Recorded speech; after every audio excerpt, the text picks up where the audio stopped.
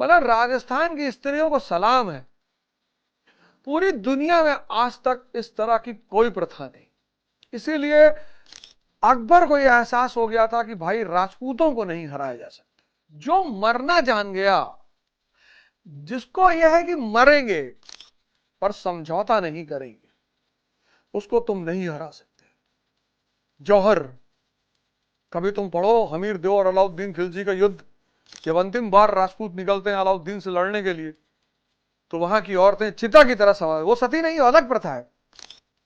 आत्मसम्मान की रक्षा हेतु दिया गया प्राणों का बलिदान, आत्महत्या नहीं।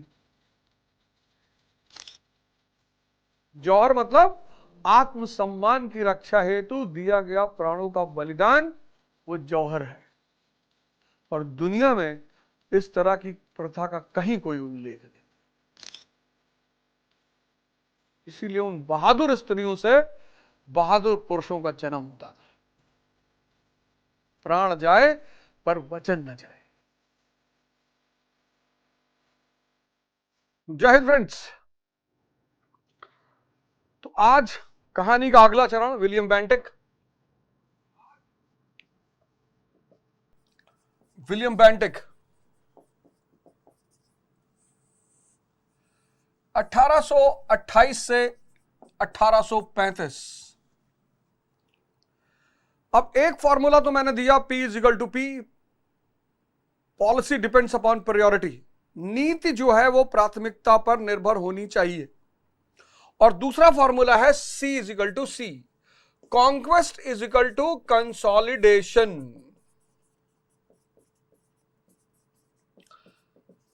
C is equal to C, conquest is equal to consolidation. मतलब कब्जे की नीति के साथ साथ कंसोलिडेट, मतलब मजबूत करने की नीति साथ साथ चलनी चाहिए। Conquest is equal to consolidation. कब्जा किया और फिर उस पूरे एरिया को मजबूत किया। जैसे आप पढ़ते हो, इतिहास पढ़ा, इतिहास तैयार किया और फिर उसको कंसोलिडेट किया, मजबूत किया, हजम किया, फिर दूसरा विषय उठाया। आप में से बहुत सारे लोग मराठा की तरह काम करते हो, सब पढ़ जाते हो, हिस्ट्री पढ़ गए, इकोनॉमी पढ़ गए, ज्योग्राफी पढ़ गए, साइंस पढ़ गए, पॉलिटी पढ़ गए, आता कुछ नहीं है, बस पढ़ गए। आपने ये वाला पार्ट छोड़ दिया है, कंसोलिडेशन। और ये आप में से बहुत सारे लोगों की दिक्कत है। अब किसने कॉन्क्वेस्ट किया?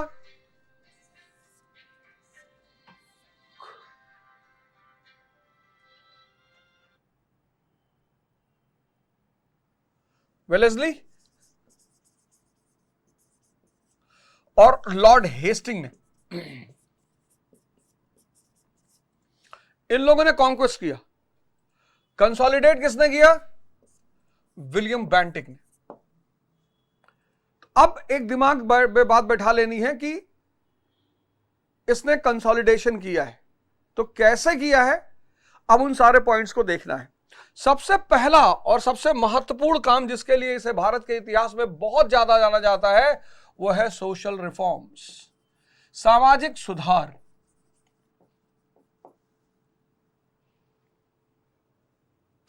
जिस चीज के लिए इसे भारत के इतिहास में सबसे ज्यादा जाना जाता है वो है सामाजिक सुधार, सोशल रिफॉर्म्स। क्वेश्चन मार्क कि आखिर इसको सामाजिक सुधार की याद विदेशी शासक, वो भी ईसाई,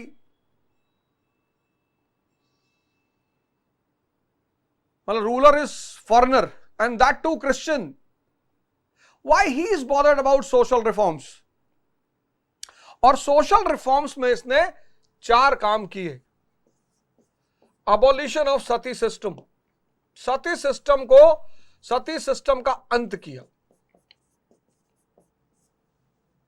फीमेल इन्फेंटिसाइड,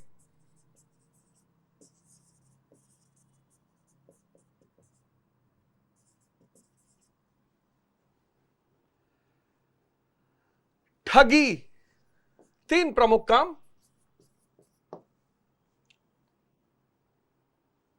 सामाजिक सुधार में 3 प्रमुख काम किए इसने। सती सिस्टम का अंत,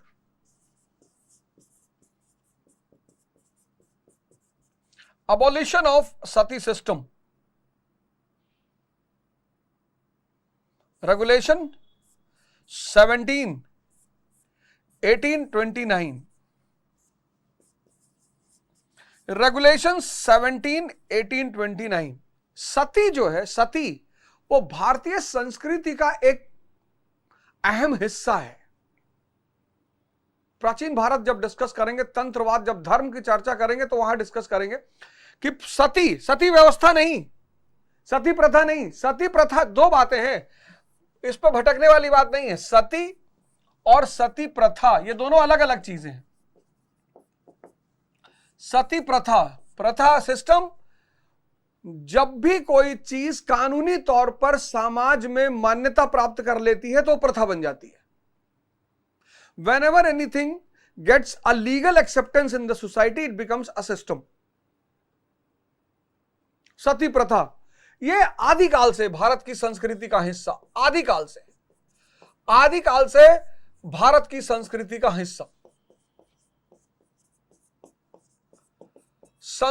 हिस्सा, और ये 510 एडी गुप्त काल से प्रथा की शुरुआत। इसका संबंध विवाह से है और अध्यात्म से है। इसका संबंध विवाह और अध्यात्म, मैरिज और स्पिरिचुअलिज्म।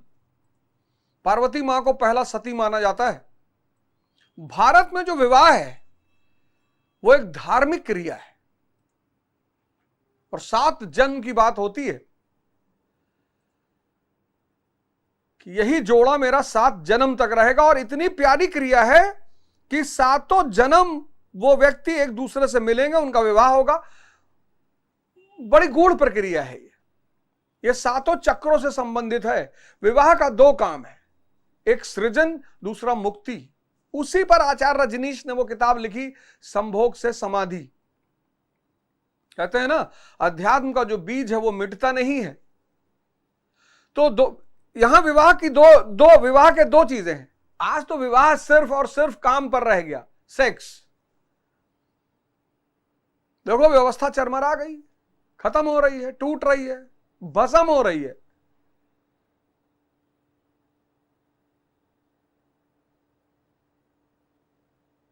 इस पर एक बृहद चर्चा करेंगे कि सती का संबंध विवाह और अध्यात्म से कैसे है। इसका संबंध है सामंतवाद से, फ्यूडलिज्म। सती प्रथा का संबंध था फ्यूडलिज्म से, फ्यूडलिज्म, सामंतवाद। ट्रेड एंड कॉमर्स कोलैप्स हो गया। अब देखो तुम, ये Rigvedic period, later Vedic period, Buddha काल यानी 6th सेंचुरी BC, मौर्य काल और मौर्य पीरियड, पोस्ट मौर्य, मौर्योत्तर काल, फिर यहां गुप्त काल, पोस्ट गुप्ता यानी गुप्तोत्तर, और राजपूत काल।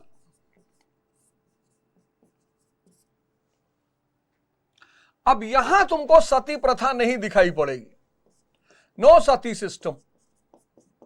क्यों? क्योंकि ये जो पीरियड है वो द्वितीय नगरीकरण का पीरियड है, सेकंड अर्बनाइजेशन का। टेक्सटाइल जो है वो मोनोपोली है वुमन की। तो यहां औरत की आर्थिक स्थिति मजबूत है, इसलिए सामाजिक स्थिति अच्छी है। देखो क्या लाइन मैंने बोला, मैंने कहा औरत की सामाजिक स्थिति, आर्थिक स्थिति मजबूत है तो उसकी सामाजिक स्थिति अच्छी है, मजबूत नहीं कहा मैंने। लेकिन यहां फ्यूडलिज्म, द्वितीय नगरीकरण का अंत, स्त्री की आर्थिक दशा स्थिति का अंत। जो जैसे ही आर्थिक स्थिति खराब हुई वैसे ही सामाजिक स्थिति भी खराब हुई। एक तो बाल विवाह हो गया, यहां पे सबसे खतरनाक चीज बाल विवाह, वो भी सामंतों की वजह से। तो एक तो बाल विवाह हो गया, फिर विधवाओं की दुर्दशा, विधवाओं की दुर्दशा, और फिर संपत्ति में कोई अधिकार नहीं, ना पति के संपत्ति में, ना पत्नी, ना पिता के संपत्ति में। बाल विवाह, 8 से 10 साल में विवाह, और फिर विधवाओं की दुर्दशा, और संपत्ति में कोई अधिकार नहीं, नो संपत्ति नो अधिकार। अब ऐसा आदमी कहां जाएगा? अगर 8 साल में शादी हुई और 10 साल में विधवा हो गई औरत, लड़की, बच्ची, तो क्या ऑप्शन बचेगा उसके पास? सामाजिक दुर्दशा के सिवा कोई ऑप्शन बचेगा नहीं। तो फिर सती का उल्लेख किसी धर्म ग्रंथ में नहीं है। जो टीकाकार हैं, कमेंटेटर, मेघातिथि, ये मनु के टीकाकार हैं। इन्होंने मनुस्मृति पे कमेंट्री लिखी है। टीकाकार यानी कमेंटेटर, मेघातिथि ने मनुस्मृति पे कमेंट्री लिखी है, टीका, एक्सप्लेनेशन। और इन्होंने, मेघातिथि ने सती सिस्टम को अप्रिशिएट किया है, तारीफ की है।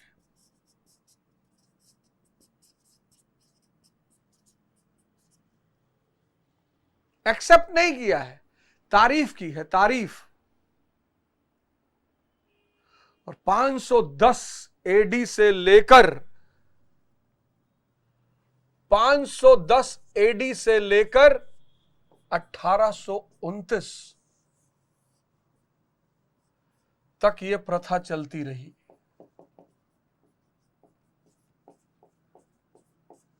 मोहम्मद बिन तुगलक,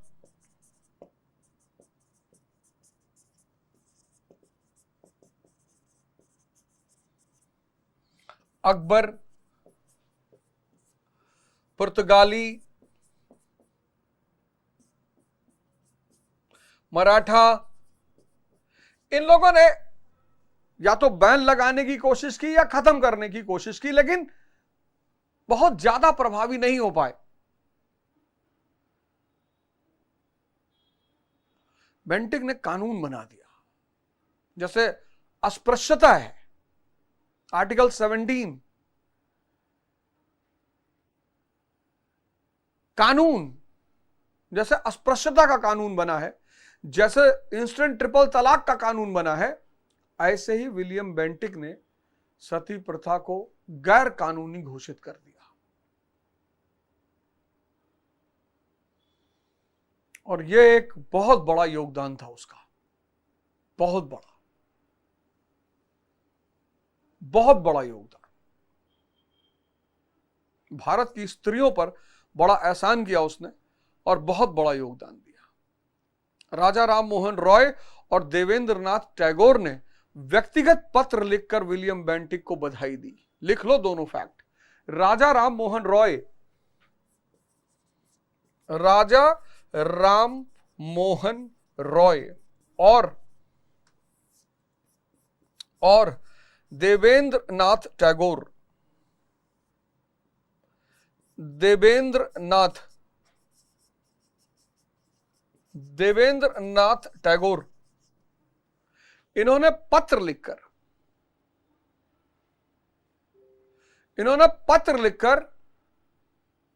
विलियम बेंटिक को बधाई दी।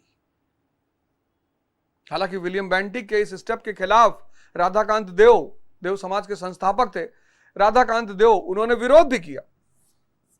अपोज्ड बाय राधाकांत देव समाज के संस्थापक, इन्होंने अपोज भी किया। कभी कभी साधु महात्मा चीजों को नहीं जान पाते हैं। सूफी संत साधु महात्मा संप्रदाय का विरोध कर सकते हैं, क्योंकि संप्रदाय आमतौर पर सिर्फ सिद्धांतों पर आधारित होते हैं। धर्म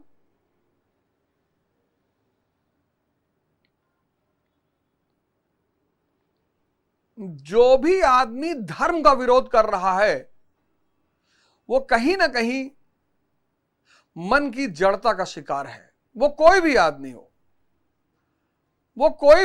और किसी भी धर्म का शिकायत कर रहा है, किसी भी धर्म की, क्योंकि धर्म में कोई बुराई नहीं है।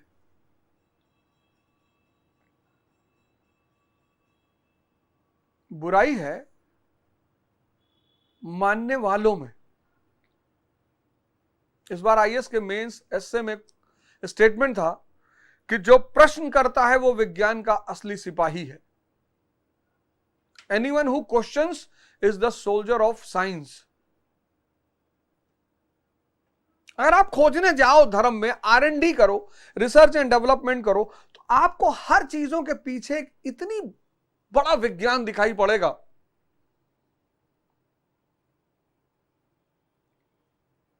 धर्म ने जितनी भी चीजें इजाद की, हर चीज के पीछे एक विज्ञान है, बस आपको उसे जानना पड़ेगा। अगर आप उसे बिना जाने मानते हैं तो फिर आप कुरीति का शिकार होंगे, फिर आप परेशान होंगे। जैसे हनुमान जी का जो उपासक है वास्तविक वाला, वो परेशान हो ही नहीं सकता। जिसने भी साधना कर ली हनुमान जी की तरह कि राम के सिवा सांसों में कुछ चल ही नहीं रहा है,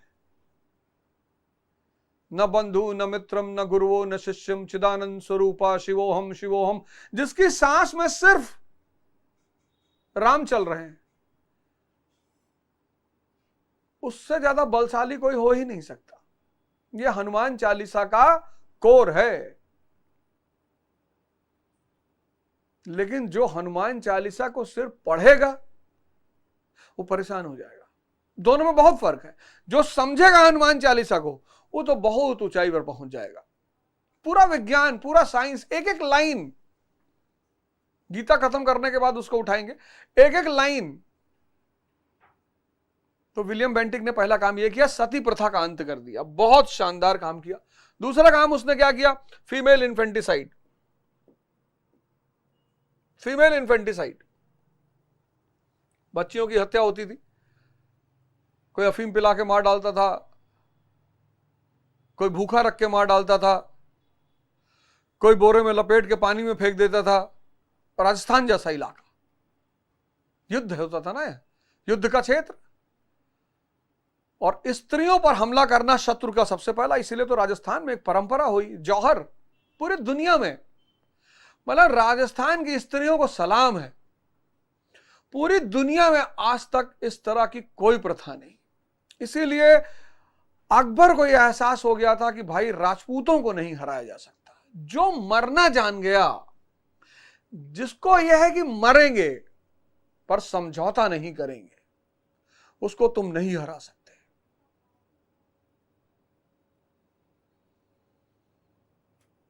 जौहर, कभी तुम पढ़ो हमीर देव और अलाउद्दीन खिलजी का युद्ध। जब अंतिम बार राजपूत निकलते हैं अलाउद्दीन से लड़ने के लिए, तो वहां की औरतें चिता की तरह समाज, वो सती नहीं, अलग प्रथा है। वो आत्मसम्मान की रक्षा हेतु दिया गया प्राणों का बलिदान, आत्महत्या नहीं। जौहर मतलब आत्मसम्मान की रक्षा हेतु दिया गया प्राणों का बलिदान, वो जौहर है। और दुनिया में इस तरह की प्रथा का कहीं कोई उल्लेख नहीं। इसीलिए उन बहादुर स्त्रियों से बहादुर पुरुषों का जन्म होता था। प्राण जाए पर वचन न जाए। तो अपनी, और फिर डाउरी प्रथा, दहेज प्रथा, सबसे ज्यादा जान तो दहेज प्रथा ले रही थी। बेटी का जन्म यानी बाप के ऊपर भार, तो बाद में वो भार मौत बन जाए इसलिए पहले ही मार दो। तो फीमेल इन्फेंटिसाइड पर उसने लगाम लगाई। ठगी यानी चीट, और ठगी हमेशा उसके साथ होती है जो लालची है। ठगी का एक नियम है, ठगी सबके साथ नहीं होती। आप जमताड़ा मूवी देखो, और देखना चाहिए आपको जमताड़ा मूवी। उसके टैगलाइन बड़ी प्यारी है कि सबका नंबर आएगा। उसमें वही शिकार होता है, चाहे नेताजी शिकार हो रहे हैं, चाहे वो टीचर जो शुरू में पढ़ा रहा है, अब पछताए का हो जब चिड़िया चुग गई खेत। आप उसमें अगर एक चीज गौर करो, जितने भी लालची लोग हैं बस वही ठगों का शिकार हुए हैं। वो जो दिल्ली पुलिस का कांस्टेबल है, उसको नहीं चाहिए, वकील साहब शिकार हो जाते हैं। वो टीचर, शुरू ही सीन यहां से होती है, अब पछताए का हो जो चिड़िया चुग गई खेत। कहता आपकी मारुति इनाम में निकली है, कितना इनाम लोगे? एक्चुअली इस देश को वरदान सिंड्रोम का ग्रसित है वो, उसको लगता है कोई ना कोई कहीं ना कहीं वरदान देने बैठा हुआ है और टीचर क्लास में पढ़ा रहा है, अब पछताए का हो जब चिड़िया चुग गई खेत, और कह रहा है अगर लाल कलर की मारुति मिलेगी तो बड़ा अच्छा रहेगा। उस मूवी का पूरा सार यही है कि जो भी लालची है वो ठगों का शिकार है। तो ये एक व्यवसाय था ठगी, आज भी है। बहुत सारा वर्ग है जो इसको एक व्यवसाय के रूप में करता है। इनका नाम था फांसीगार, वैसे इंग्लिश में पंसीगार कहते हैं उसे, PANSI, पंसीगार, लेकिन फांसी वो स्कार्फ बांध के मार डालते थे अपने विक्टिम को। तो ये सोशल रिफॉर्म में उसने महत्वपूर्ण काम किए, सती प्रथा का अंत किया, फीमेल इन्फेंटिसाइड पे लगाम लगाई और ठगी। अब सवाल उठा क्यों?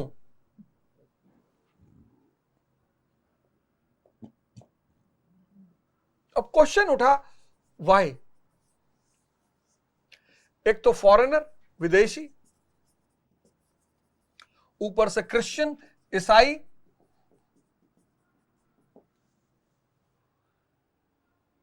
तो सवाल उठना तो जायज है कि तुम काहे इतना लोड ले रहे हो भाई, तुमको क्या चिंता है, तुम क्यों इतना परेशान हो रहे हो?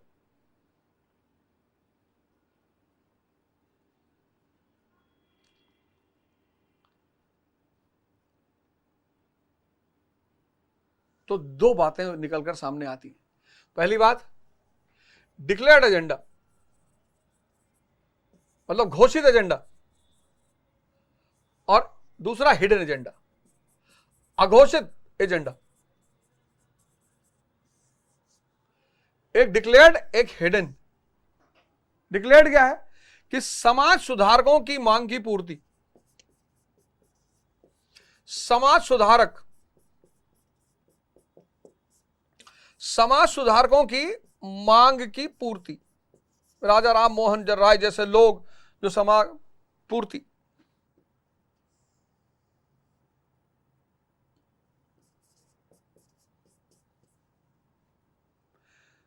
राजा राम मोहन रॉय जैसे लोग, ईश्वरचंद विद्यासागर, राजा राम मोहन रॉय, देवेंद्र नाथ टैगोर, इन जैसे लोगों ने इस सामाजिक कुरीति को खत्म करने की सरकार से मांग की थी, डाटा दिया था, अपील दिया था। राजा राम मोहन रॉय ने सारे धर्म ग्रंथों का विवरण दिया विलियम बेंटिको की सरकार हमारे किसी धर्म ग्रंथ में इसकी मान्यता नहीं है। बोला सरकार हमारे किसी धर्म ग्रंथ में इसकी मान्यता नहीं है। तो चूंकि आंतरिक मांग समाज सुधारक मांग कर रहे थे तो सरकार ने उस मांग को पूरा किया। लेकिन हिडन एजेंडा भी कम महत्वपूर्ण नहीं है। 1813 का charter act, 1813 charter act,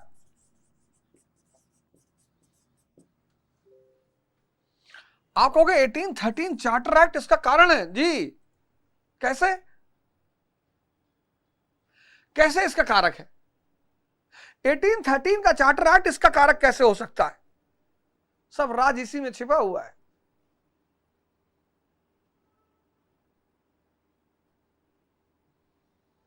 eighteen 13 का चार्टर एक्ट ने क्या किया?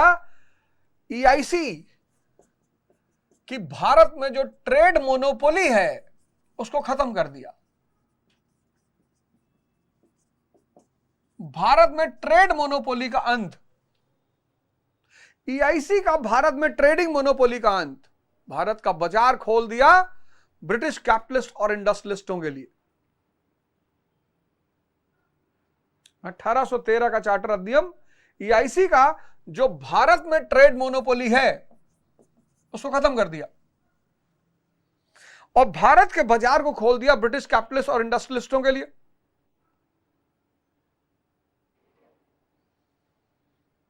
तो जब वो भारत की संस्कृति और समाज की कुरीतियों को एक्सपोज करेगा, दिखाएगा, तो भारत का आदमी पश्चिम संस्कृति की तरफ देखेगा। भाई आप समाज में कैसे पहचानते हो कौन मिशनरी का पढ़ा है, कौन मदरसा का पढ़ा है, कौन मठ का पढ़ा है? कपड़े से।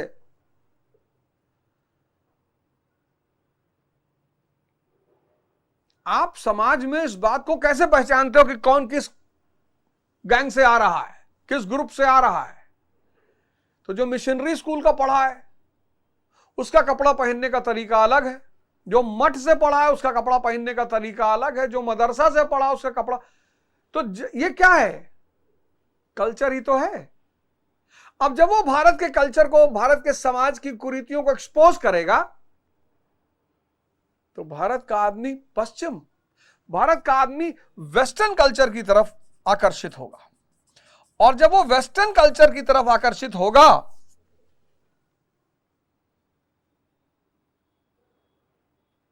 तो वेस्टर्न गुड्स की तरफ भी आकर्षित होगा। सिर्फ वेस्टर्न कल्चर की तरफ आकर्षित नहीं होगा, वो वेस्टर्न गुड्स की तरफ भी आकर्षित होगा।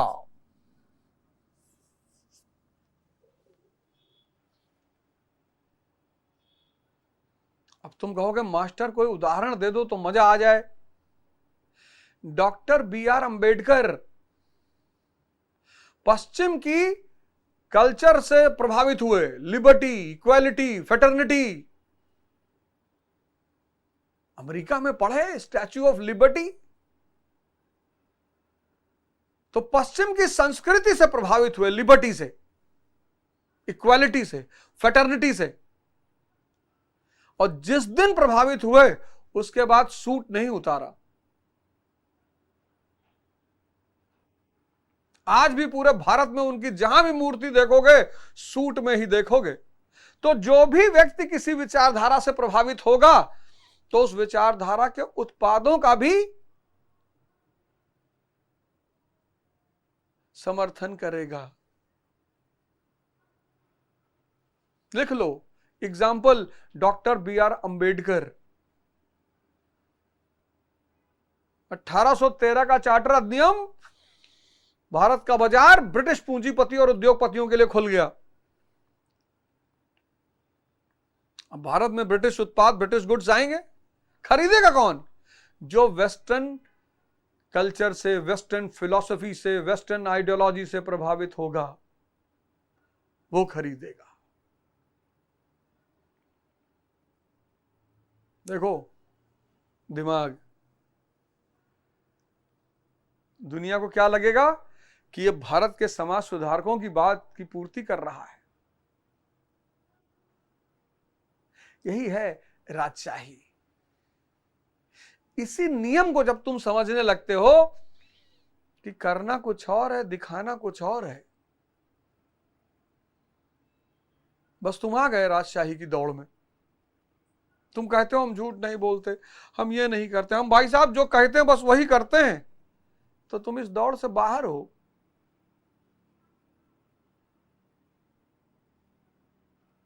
हैं? अब मीर जाफर जैसा आदमी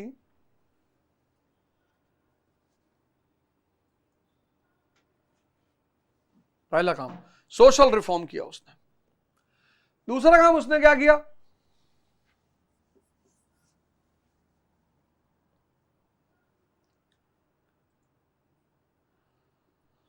दूसरा काम उसने किया फाइनेंशियल रिफॉर्म्स। दो कमेटियां बनाई, 2 कमेटीज, एक मिलिट्री और एक सिविल।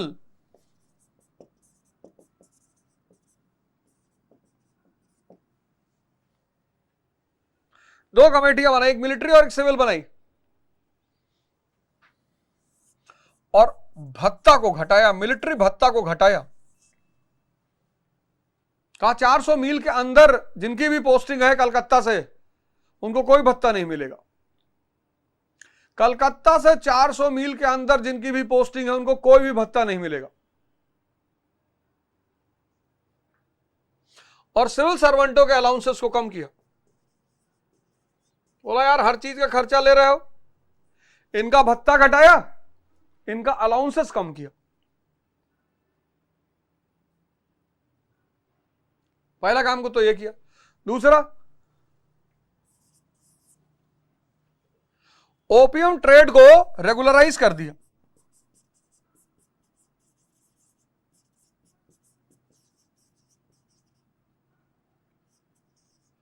ओपियम ट्रेड को रेगुलराइज कर दिया।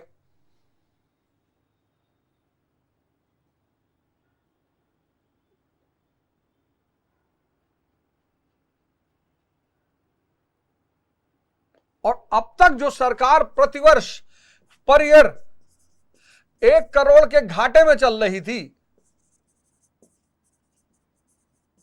वही सरकार 2 करोड़ पर ईयर के फायदे में आ गई।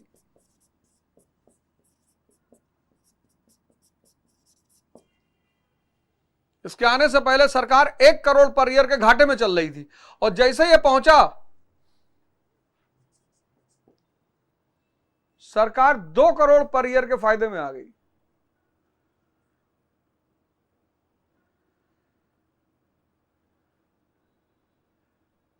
तो social reform, financial reform, 2 crore फायदा, यानी अब एडमिनिस्ट्रेटिव रिफॉर्म अपने आप होगा।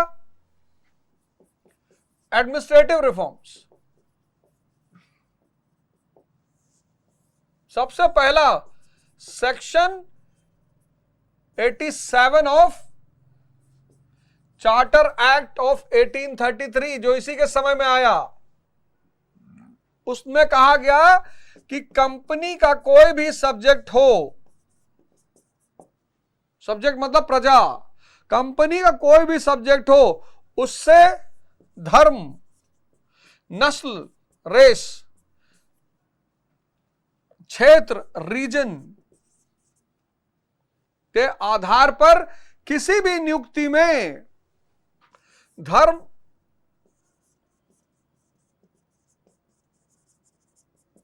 डिस्क्रिमिनेशन, भेदभाव नहीं किया जाएगा। कंपनी के जो इंडियन सब्जेक्ट है, इंडियन कंपनी की जो भारतीय प्रजा है, कंपनी की जो भारतीय प्रजा है, भारतीय, उस भारतीय प्रजा में किसी भी आधार पर धर्म, रिलीजन, रेस और रीजन के आधार पर डिस्क्रिमिनेशन नहीं किया जाएगा। हालांकि यह कानून ही रहा, लेकिन अच्छा कानून आया।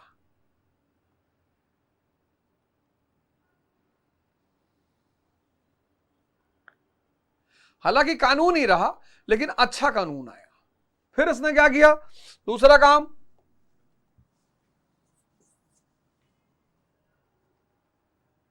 जो डिस्ट्रिक्ट के सहायक पद थे, जैसे मुंसिफ, डिस्ट्रिक्ट, जो जिलों में सहायक पद, सबऑर्डिनेट पोस्ट, जैसे मुंसिफ, जुडिशरी में मुंसिफ, उसमें इंडियंस की नियुक्ति की।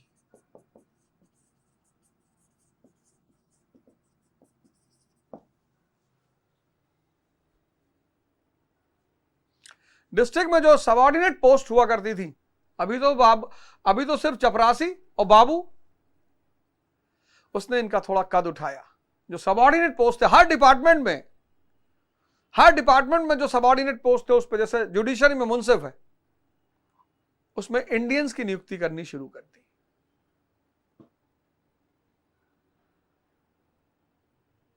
प्रोविंशियल और सर्किट कोर्टों को खत्म कर दिया। कहा जुडिशरी पे बोझ है ये।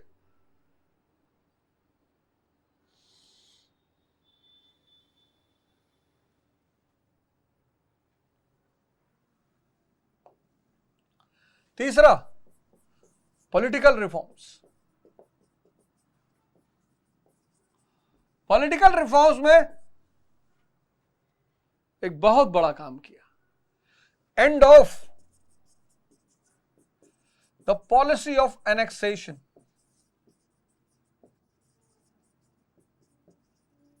And of the policy of annexation for Indian states. भारतीय राजा, end of the policy of annexation for Indian states, भारतीय राज्यों पर कब्जे की नीति का अंत। अब कोई फायदा भी नहीं था, सबने वैसे ही सब्सिडियरी अलायंस साइन कर लिया था, सब वैसे ही गुलाम बन चुके थे। अब क्या फायदा? अब कोई फायदा भी नहीं था, सब वैसे ही गुलाम बन चुके थे।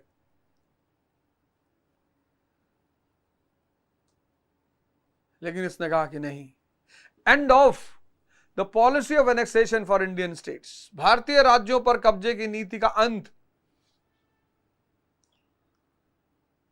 भारतीय राज्यों के कब्जों की नीति पर का अंत।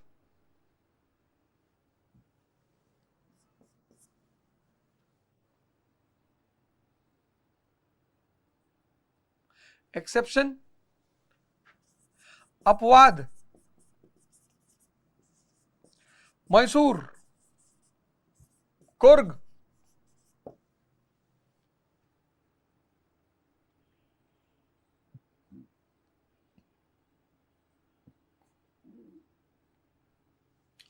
चौथा स्टेप था।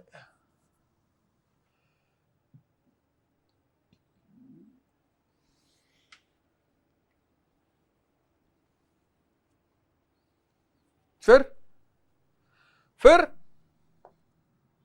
Promotion to welfare works, promotion to welfare works, जन कल्याणकारी कार्यों को बढ़ावा। कोई एग्जांपल दे दो मास्टर। कलकत्ता मेडिकल कॉलेज,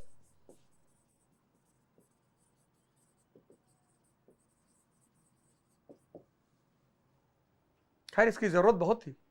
अब बहुत सारे अंग्रेज भारत में रहते थे, जब तक लंदन इलाज कराने जाएंगे तब तक प्राण पखेरु उड़ जाएंगे, लेकिन ये वो थोड़ी कहेगा, वो ये क्यों कहेगा कि अंग्रेजों के लिए है, विदेशियों के लिए, बाहरियों के लिए।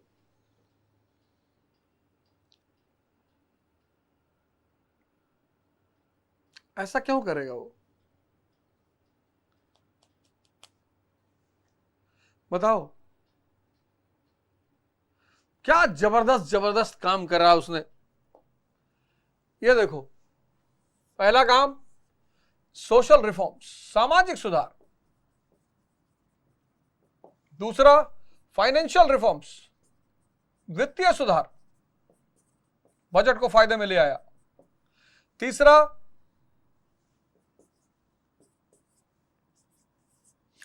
Administrative reforms, section 87 of charter act of 1833। चौथा पॉलिटिकल रिफॉर्म। पांचवा वेलफेयर प्रोग्राम।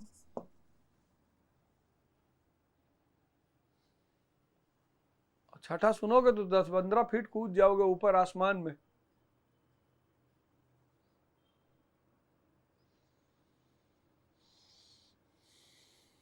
छठा सुनोगे 10-15 फीट आसमान में कूद जाओगे।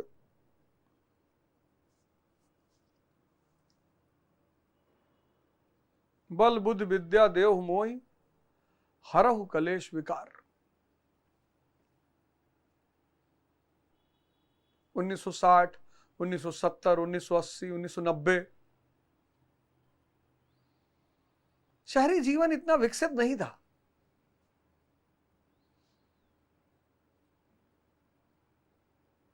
उन्नीस सौ 1960 में तो बिल्कुल नहीं था।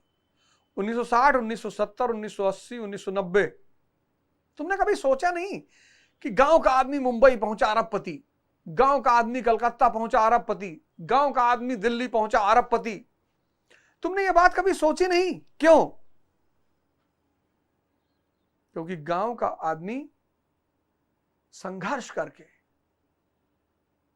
ग्रामीण जीवन संघर्ष का जीवन है। अब तो वहां भी संघर्ष खत्म हो गया, सब मशीनें आ गई। अक्सर तुमने देखा होगा कि गांव का जो आदमी था 1960, 1970, 1980, 1990, इस दरमियान जो गांव का आदमी था, जब वो शहर पहुंचा तो बहुसंख्यक मेजॉरिटी, कई तो अरबपति हो गए, क्योंकि गांव का जीवन संघर्ष का जीवन ही था।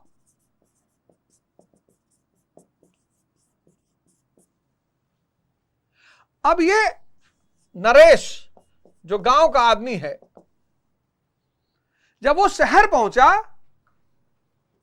तो संघर्ष उसके लिए क्या थी? मौज। बस नरेश अरबपति हो गया।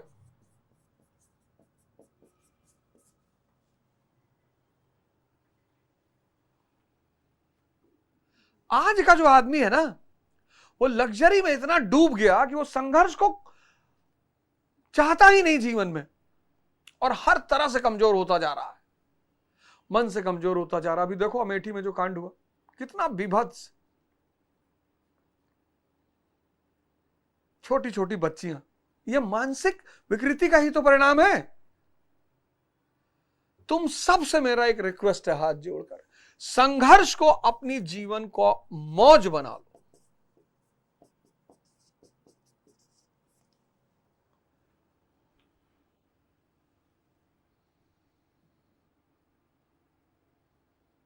इस सूत्र को तुम लिख लो अपनी डायरी में।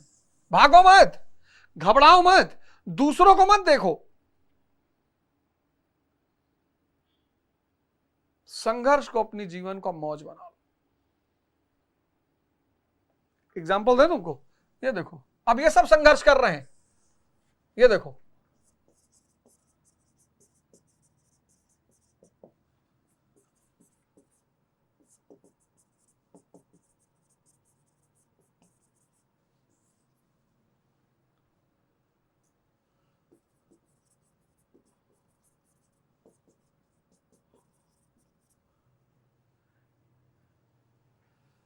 अब ये सब कर रहे हैं।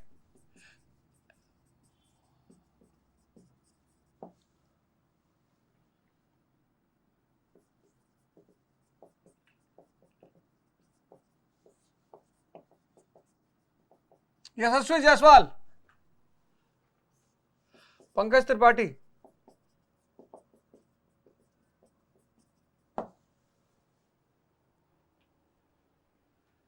देख लो संघर्ष का महत्व देखो। राहुल गांधी, नरेंद्र मोदी, अर्जुन तेंदुलकर, रिंकू सिंह, यशस्वी जायसवाल, अभिषेक बच्चन, पंकज त्रिपाठी, नवाजुद्दीन सिद्दीकी। नवाजुद्दीन सिद्दीकी, नवाजुद्दीन सिद्दीकी की जब मुझे सीन याद आती है, वो सरफरोश, एक शायद 30-40 या 1 मिनट की सीन रही होगी, उस आदमी ने इतना इंपैक्ट डाला। मुन्ना भाई एमबीबीएस, वो जो पॉकेट मारी की सीन है, 1 आध मिनट की सीन रही होगी, उस 1 मिनट की सीन में उसने अपनी प्रतिभा को प्रकट कर दिया। और गैंग्स ऑफ वासेपुर में तो खैर उसके बाद तो फिर नेवर लुकिंग बैक।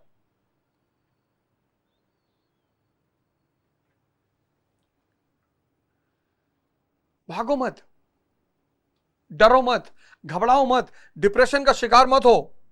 और आज के बाद क्लास रात में 10 बजे चलेगी, जब तक मेरी शाम की क्लास है। अब क्लास इवनिंग में होगी रात में 10 बजे।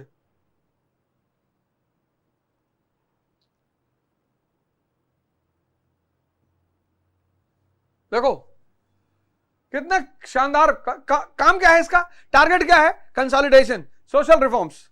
ये देखो सोशल रिफॉर्म्स, सती सिस्टम पर प्रतिबंध लगाया, फीमेल इन्फेंटिसाइड, ठगी, फाइनेंशियल रिफॉर्म्स, भत्ता खत्म किया, अलाउंस खत्म किया, ओपियम ट्रेड रेगुलेट किया, सती खत्म किया, फीमेल इन्फेंटिसाइड पे लगाम लगाया, ठगी खत्म किया, फाइनेंशियल रिफॉर्म्स, भत्ता खत्म किया, अलाउंसेस खत्म किया, ओपियम ट्रेड को रेगुलेट किया, administrative reforms, section 87 and subordinate post to Indians, political reforms, no annexation policy, कब्जे की नीति का अंत, no annexation, no annexation policy, section 87 और subordinate posts Indians को, वेलफेयर, कलकत्ता मेडिकल कॉलेज,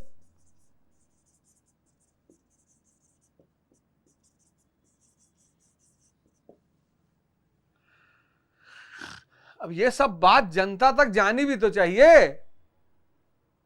करने से क्या होता है, जब तक जनता जानेगी नहीं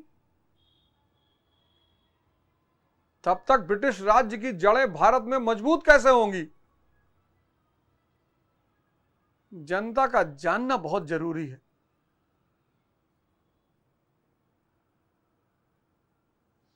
तो छठा काम जो इसने किया, ओहो शानदार,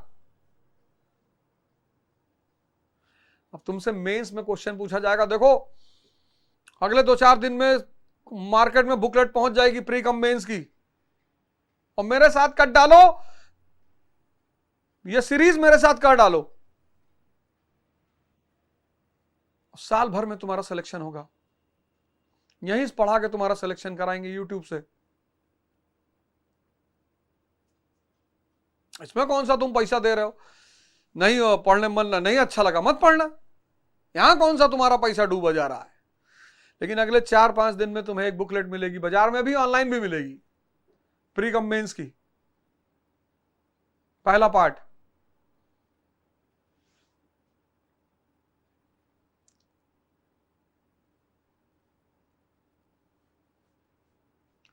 पहला पार्ट। छठा काम, लिबरेशन ऑफ प्रेस।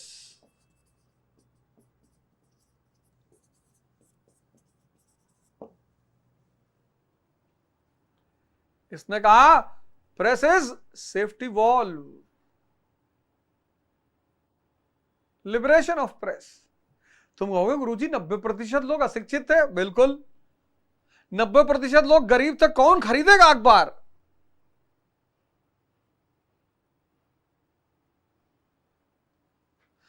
वर्नाकुलर में अखबार निकाल रहे हैं राजा राम मोहन रॉय जैसे लोग, और हमारे देश में एक आदमी पढ़ता है, 25 लोग बैठ के सुनते हैं। आज तो ये प्रथा खत्म हो गई। अपने पिताजी से घर में पूछो, 6 बजे सुबह, चाहे गांव हो चाहे शहर, चाय की दुकान इसीलिए खुली थी, चाय की जो टपरी खुली थी इतनी सारी, वो इसीलिए खुली थी कि भैया न्यूज़पेपर जल्दी ले आओ। आज का युवा पूछता है न्यूज़पेपर कैसे पढ़ें। हमारे गांव में जो स्कूल नहीं गए वो भी जानते हैं ईस्टर्न क्वेश्चन क्या है। आज जो इजराइल ईरान का वॉर चल रहा है, सोच रहे हैं एक सीरीज इस पर बना ही दें, तमाम लोग अपनी अपनी तरह की कहानियां सुना रहे हैं, और घर में अनाज वनाज इकट्ठा कर लेना, यह आग कभी भी फैल सकती है। ये पूर्वी प्रश्न का मुद्दा है, ईस्टर्न क्वेश्चन आज का नहीं है, आदिम काल का है।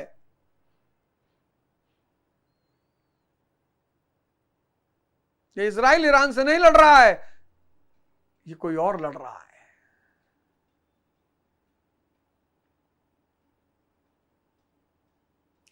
पर्दे के पीछे कोई और बैठा हुआ है। पर्दे को रहने दो, पर्दा ना हटाओ, पर्दा जो उठ गया तो भेद खुल जाएगा। अल्लाह मेरी तौबा, मौला मेरी तौबा। हैं? लिबरेशन ऑफ प्रेस कहता है प्रेस क्या है, सेफ्टी वॉल्व है।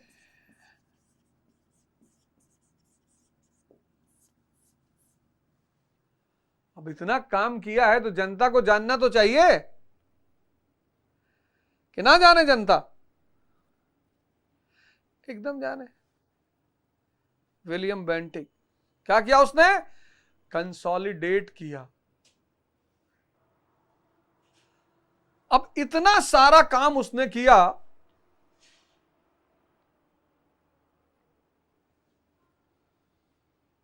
इतना सारा काम उसने किया,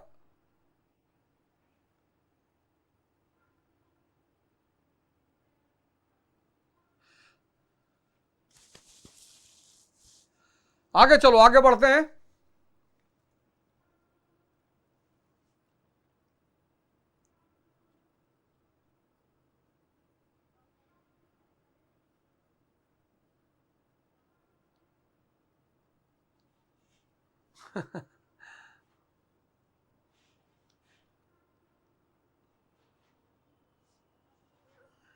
एक काम उसने बड़ा क्रांतिकारी किया तो अपने ही लिए। अब उसको लगा कि यार इस देश की हवा बदलनी चाहिए। 1991 का जब लिबरलाइजेशन आया, अब समझना मैं क्या बोलने समझाने जा रहा हूं। 1991 का जब लिबरलाइजेशन आया और भारत की बाजार एलपीजी और भारत की बाजार पूरी दुनिया के लिए खुल गई। अब भारत ध्यान योग करने वाला देश, तो यह हुआ कि यार भारत में शराब कैसे बेचेंगे यार, सिगरेट कैसे बेचेंगे, पिज्जा कैसे बेचेंगे,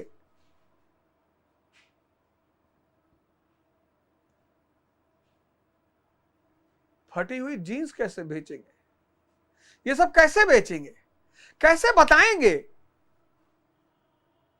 कि सिगरेट पीने का महत्व क्या है? अरे बोले बता रहे हैं ना, हम बता रहे हैं कैसे। दो चीजें 1991 में बदल गई, एक बॉलीवुड बदल गया और एक भारत के एजुकेशन सिस्टम में प्राइवेट स्कूल्स और सब इंग्लिश मीडियम और मिशनरी ज्यादातर।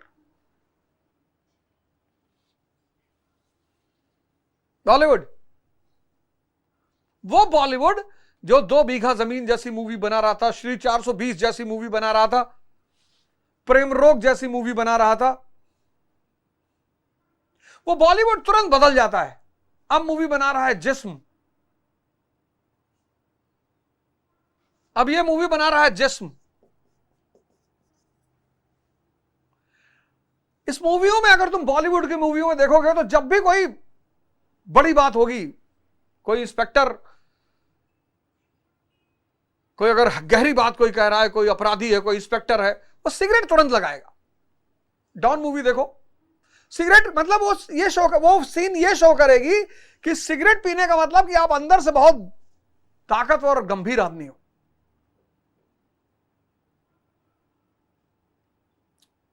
सिगरेट, शराब, शादी की एक सीन, उसमें सुहागरात की सीन कंपलसरी, और इन्होंने कहा कि पिकनिक चलेंगे। कहां चलोगे? डोमिनोज।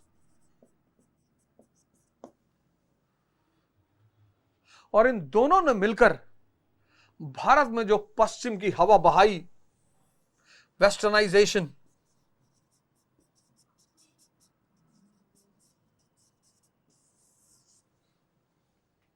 मॉडर्नाइजेशन, मॉडर्न मतलब मॉडर्न आदमी, मॉडर्न खाने पीने से, वेस्टर्नाइजेशन, इन दोनों ने मिलकर भारत में एक वेस्टर्नाइजेशन की हवा बढ़ाई। किसने?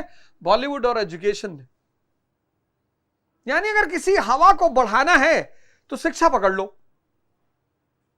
और यह काम विलियम बेंटिक ने किया, सबसे बड़ा काम। Macaulay's declaration of 1835, Macaulay's declaration of 1835, modern education in English medium, declared agenda, declared agenda babu and chaprasi, to fulfil the demand of babu and chaprasi. अरे बोले यार अफसर तो ले आएंगे ब्रिटेन से, अधिकारी ब्रिटेन से ले आएंगे, लेकिन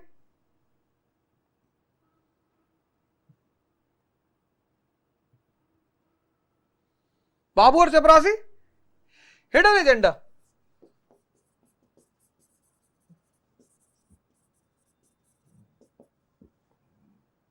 टू प्रमोट वेस्टर्नाइजेशन।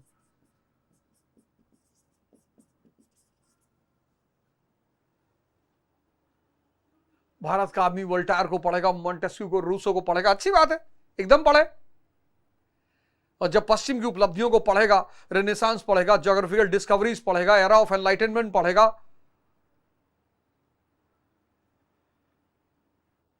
प्रभावित होगा। तो जब विचार से प्रभावित होगा तो कल्चर से प्रभावित होगा, और जब विचार और कल्चर दोनों से प्रभावित होगा तो ब्रिटिश गुड्स की मार्केट भारत में बढ़ेगी।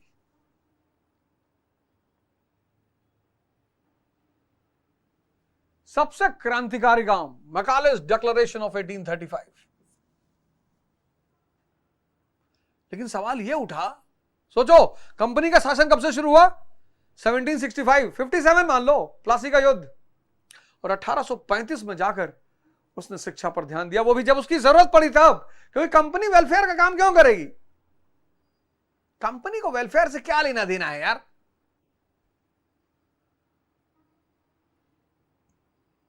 कंपनी को वेलफेयर से कोई लेना देना नहीं है।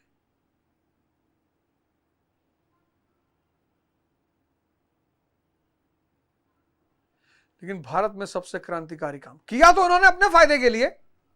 उनका मानना यह था कि ये अंग्रेजी स्कूल के पढ़े हुए लोग ब्रिटिश साम्राज्य के समर्थक बन जाएंगे। ऐसा नहीं हुआ। इसी चीज ने भारत में एजुकेटेड मिडिल क्लास को प्रमोशन दिया और यही एजुकेटेड मिडिल क्लास आजादी का झंडा लेकर आगे बढ़ा। किया तो इन्होंने अपने फायदे के लिए, फायदा भी हुआ उनको, ऐसा नहीं हुआ नहीं हुआ, लेकिन भारतीयों को भी फायदा हुआ। इस कदम ने भारत में शिक्षित मध्यम वर्ग को बढ़ावा दिया, एजुकेटेड मिडिल क्लास को, और यही educated middle class national movement का झंडा लेकर आगे बढ़ा और भारत की आजादी में इसने अहम भूमिका निभाई। और इसके जाने के बाद एक और क्रांतिकारी आदमी भारत पहुंचा जिसका नाम है डलहौजी। सब पढ़ो, सब पढ़ो, सब बढ़ो। जय हिंद,